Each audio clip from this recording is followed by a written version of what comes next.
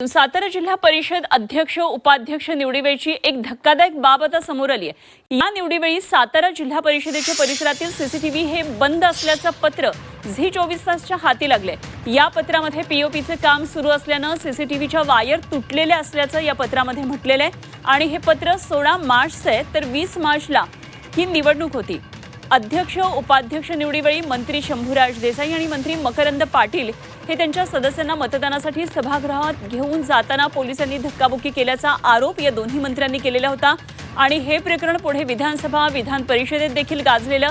तर मंत्री शंभूराज देसाई आणि मंत्री मकरंद पाटील यांनी या प्रकरणात पोलीस अधीक्षक तुषार दोशी आणि त्यांच्या अधिकाऱ्यांना निलंबित करावं अशी मोठी मागणीही केली होती।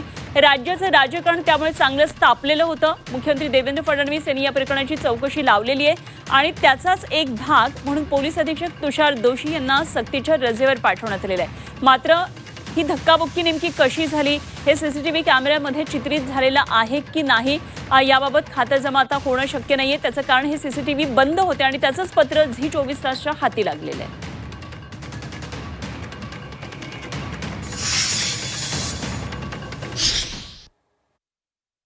राष्ट्रवादी काँग्रेस आणि शिवसेना पक्षाच्या 2 सदस्यांनी शिवोनच्याकडे जिल्हा परिषदेचे एक पत्र दिलेलं आहे आणि एक जिल्हाधिकाऱ्यांच्याकडे दिलेलं आहे की शिवोनच्या परिसरामधलं जिल्हा परिषदच्या सीसीटीव्ही फुटेज आम्हाला मिळावं आणि जिल्हाधिकाऱ्यांनी जी प्रोसिडिंग्स केली निवडणुकीची सभागृहामधली ते जे प्रोसिडिंग्स मिळावे अद्याप त्याचं उत्तर दिलेलं नाही आम्हाला।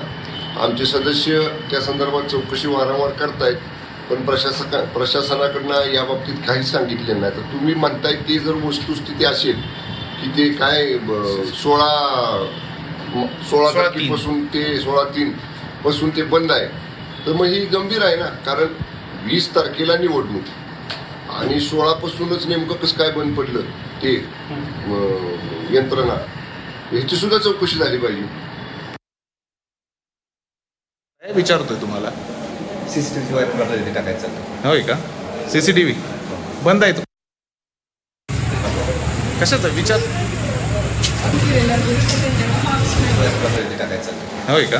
सीसीटीव्ही बंद आहे तो का आत्ता? सीसीटीव्ही नाही खराब झाली, एक बंद झाले त्याला वायर टाकायचं वायर टाकायचं